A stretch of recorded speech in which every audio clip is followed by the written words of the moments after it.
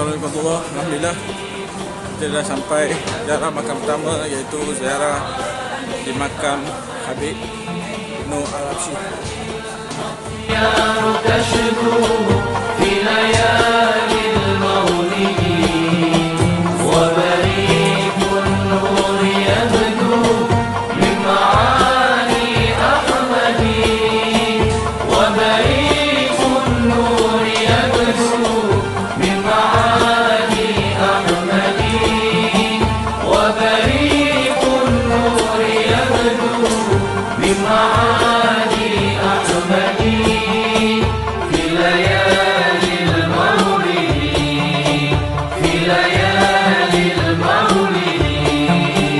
Abdullah nama ayahnya, Aminah ibundanya, Abdul Muttalib kakeknya. Kita ada rasa sebab kita kan berdoa cepat. Cuma pada menjadi kan jadi masa tu kita peluang yang ada tu kalau saya dengan kawan-kawan kita tawasul berdoa insya-Allah mudah-mudahan segala hajat kita telah mampu jaga. Ya secara ringkas, maka sahibul maqam di hadapan kita ni ialah Habib Noh bin Muhammad Al-Habsyi. Nama Habib Noh Al-Habsyi sudah tidak asing lagi di Nusantara ini. Bahkan makamnya di Palmer Road antara tumpuan utama para penziarah dari pelbagai pelosok dunia sejak 150 tahun dah lalu.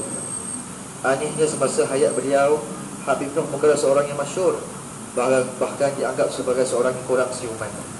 Namun setelah bepergiannya sehinggalah ke hari ini, namanya sering disebut-sebut orang.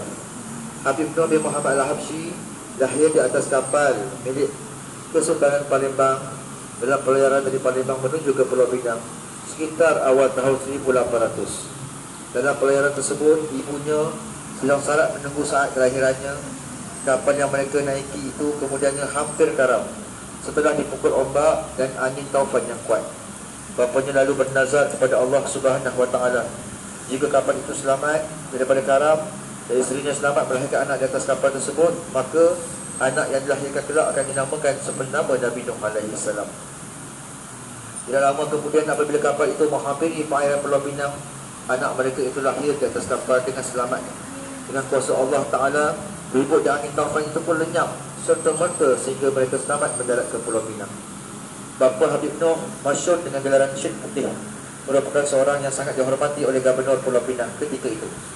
Ini adalah kerana beliau banyak memberi perlindungan dan menyediakan keperluan asas kepada golongan miskin di sana. Habib Noh pernah mendirikan rumah tangga di Teluk Air Tawar, namun mahligai yang dibina tidak bertahan lama. Sekitar tahun 1830-an, beliau berhijrah ke Singapura. Sepanjang hidupnya di sini, beliau terkenal sebagai seorang yang sangat mengasihani golongan miskin dan anak-anak yatim. Malah ke mana jua beliau pergi, sentiasa ada kanak-kanak yang menemaninya. Kebiasaannya ialah beliau sering memasuki kedai-kedai di sepanjang North Bridge Road dan mengambil manis-manisan atau wang untuk dibahagi-bahagikan kepada kanak-kanak dan golongan miskin. Anehnya, tak ada seorang pun pemilik kedai yang menghalangi perbuatan tersebut. Mereka kata dia ambil lagi bagi. Itulah, tapi tak ditegur. Pemilik kedai semua tak ada masalah. Maka macam-macam redha lah, ambillah bagi. Di waktu malam pula beliau kerap menziarahi tanah perkuburan di sekitar jalan kubur dan Teluk Langah sehinggalah waktu subuh. Semasa hayatnya, Habib Noh sering dianggap seorang yang kurang siuman. Ini adalah kerana beliau sering dilihat melakukan perkara-perkara yang aneh. Namun pada hakikatnya tidak banyak yang mengetahui kedudukan istimewanya di sisi Allah Ta'ala, kecuali mereka yang diberi oleh Allah Ta'ala kefahaman untuk mengetahuinya. Di sisi lain, hidupnya beliau sangat giat dalam menyampaikan dakwah dengan cara yang tersendiri. Habib Noh juga dikurniakan pelbagai karamah yang luar biasa. Pada suatu ketika, pihak British telah memenjarakan Habib Noh di Kampung Gelam Police Station kerana dianggap mengganggu ketenteraman awam. Namun keesokan harinya, mereka menjumpai Habib Noh di luar Kampung Gelam Police Station sedang memberi makan dan minum kepada orang awam. Ada kalanya beliau dilihat berjalan-jalan bersama kanak-kanak di hadapan Kampung Gelam Police Station tersebut. Mana kata dalam keadaan dia di penjara tu, orang nampak dia luar, dia ulang alik dia kawasan luar tu bagi orang makan, lalu depan anak-anak, bawa anak-anak sekali, ramai. Dia banyak kali kerap jumpa di luar kawasan badan polis tu. Untuk menyekat pengaruhnya, mereka memenjarakannya pula di Pulau Sekijang Bendera. Pada suatu ketika Habib Noh telah meminta izin daripada pegawai penjara untuk keluar sebentar bagi mengambil wuduk. Sebaik sahaja permintaan beliau ditolak, mereka mendapati Habib Noh berada di luar penjara sedang mengambil wuduk. Dia minta izin, dia tak bagi, kali-kali kat luar dah ambil wuduk. Apabila mereka bergegas untuk menahannya, Habib Noh sudah pun berada dalam penjara sedang menunaikan solat. Nah, jika ditangkap tu dah dalam penjara solat patuh. Lama kelamaan Habib Noh pun dibebaskan dan tidak diganggu lagi. Pada waktu subuh tanggal 26 Julai 1866, Habib Noh menghembuskan nafasnya yang terakhir di sebuah rumah di Tanjung Pagar tempat beliau menumpang teduh. Kabar pemergiannya membuat segenap lapisan masyarakat berduka. Dari pengubumian jenazahnya, kehadiran sekitar 500 orang dari segenap pelosok Singapura yang memanjiri kawasan Tanjung Pagar jelas menunjukkan betapa beliau dikasihi ramai. Apakah tidak semasa hayatnya beliau disayangi masyarakat setempat dari pelbagai kaum dan agama oleh kerana akhlaknya yang mulia. Banyak kereta kuda berkumpul untuk membawa orang-orang tua, golongan wanita dan kanak-kanak kecil secara percuma ke tempat kesemadiannya Habib Noh Al-Habsyi.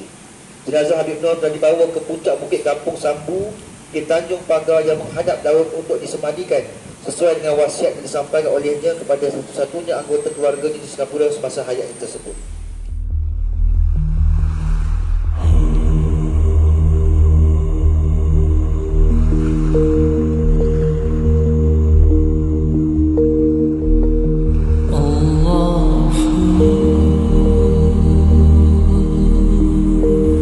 Ini highway yang dilencongkan tu tak boleh buat straight sebab mereka tak boleh robohkan komplek makam mobil ni. Dikelilingi dengan pembangunan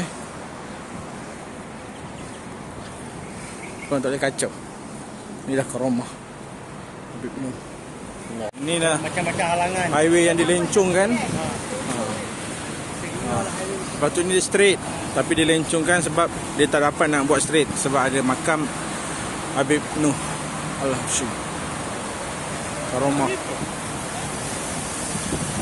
tengah-tengah bandar. Wallahu a'lam.